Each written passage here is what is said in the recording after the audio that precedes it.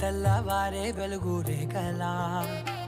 పచ్చ పచ్చ పచ్చి మట్టి బొమ్మలా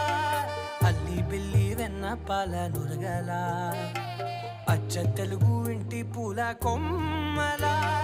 దేవదేవుడే పంపగా ఇలా దేవతే మా ఇంట అడుగే పెట్టెనంట బ్రహ్మ కళ్ళలో కాంతులే మా అమ్మలా మా కోసం మళ్ళీ లాలి పాడేనంట.